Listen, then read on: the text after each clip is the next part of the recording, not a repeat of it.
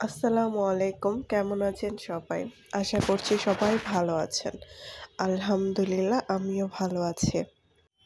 একদিন আমি আমার সিনিয়র ভাইয়াকে জিজ্ঞেস করলাম যে, "ভাইয়া, মানুষ পরকীয়া কেন করে? মেইনলি ছেলেরা কেন করে?" একথা বলার একটা রিজন ছিল। সেটা হচ্ছে একদিন আমি তাকে দেখতে পাই। সে অনেক সিনিয়র। ওনার হচ্ছে ২ টা বেবি আছে অ্যান্ড ওনার হ্যাপি ফ্যামিলি বলতে গেলে চলে। তো উনি আমার পূর্ব পরিচিত। তো ওনাকে আমি জিজ্ঞেস করার রিজনটা ছিল, একদিন হঠাৎ তাকে হচ্ছে একটা রেস্টুরেন্টে মেয়ের সাথে দেখতে পাই। তো সেই জায়গা থেকে উম একটা নরমালি সম্পর্কও কিন্তু বোঝা যায় বা একটা পরকীয়ার সম্পর্ক হলেও সেটাও কিন্তু বোঝা যায়। তো ওনার সাথে মেয়েটার যে সম্পর্ক ছিল, আ সেটা দেখে মনে হচ্ছিল যে তারা হয়তো একটা পরকীয়া সম্পর্কে আছে। তো এরপর আ তখন আমি তাকে কিছুই বলিনি বা জিজ্ঞেসও করিনি। তো হঠাৎ একদিন তাকে জিজ্ঞেস করলাম যে, "ভাই আপনাকে অমুক দিন ওই জায়গায় হচ্ছে দেখলাম। তো মেয়েটার সাথে কে ছিল?" উনি হঠাৎই আমি বলে ফেললাম যে, "আপনি কি পরকীয়া করছেন?" তো উনি স্বীকার করল যে, "হ্যাঁ আপু আমি পরকীয়া করছি।" তো তখন আমি ওনাকে জিজ্ঞেস করলাম যে, "ভাই আপনারা কেন পরকীয়া করেন? আপনার তো হ্যাপি ফ্যামিলি, সন্তান আছে, বউ মাশাআল্লাহ দেখতে সুন্দর। সবকিছুই তো ঠিকঠাক আছে। তাহলে পরকীয়া কেন করছেন? কেন করে মানুষ আসলে পরকীয়া?"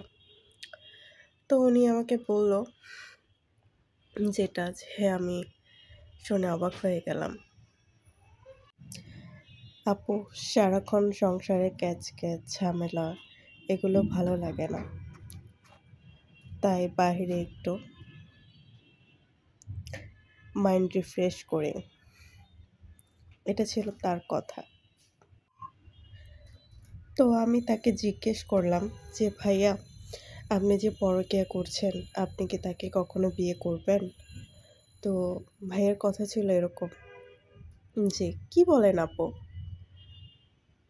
আমি কেন বিয়ে করব? আমি জাস্ট মাইন্ড ফ্রেশ করছি। আমার হালাল বউ আছে।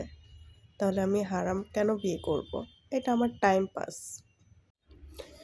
একঘেয়েমিতা চলে এসেছে। তাই একটু ডিফারেন্স কিছু মাইন্ড ফ্রেশ করছি।"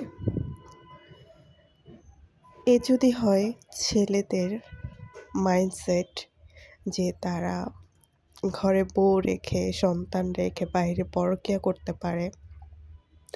আর যে মেয়েগুলা সে বিবাহিত, সন্তান এসব জানার পরও তাদের সাথে জড়ায়, কি আশায়, কেন জড়ায়? এটা আমার কোয়েশ্চেন। আসলে সে কি কখনো এই মেয়েকে বিয়ে করবে? সেটা তো করবে না। আর যদিও বা করে ভুলক্রমে, সেটাও হয়তো খুব বেশি দিন সংসার টিকবে না। কারণ এটাই হয় আসলে। হারামে কখনো আরাম নেই। কথাটা একদম বাস্তব। সেটা হয়তো সাময়িক সময়ের জন্য আপনাকে অনেক সুখ এনে দেবে। কিন্তু প্রকৃতপক্ষে এটা আপনার জন্য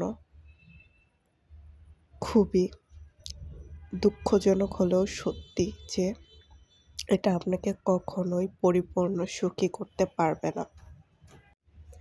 আমি মাঝে, মাঝে অবাক হই সেই ভাইয়াটাকে দেখে যে সে কিভাবে ২ দিকই মেইনটেইন করছে। অ্যাকচুয়ালি তার ওয়াইফ কিন্তু জানে না সে পরকীয়া করে।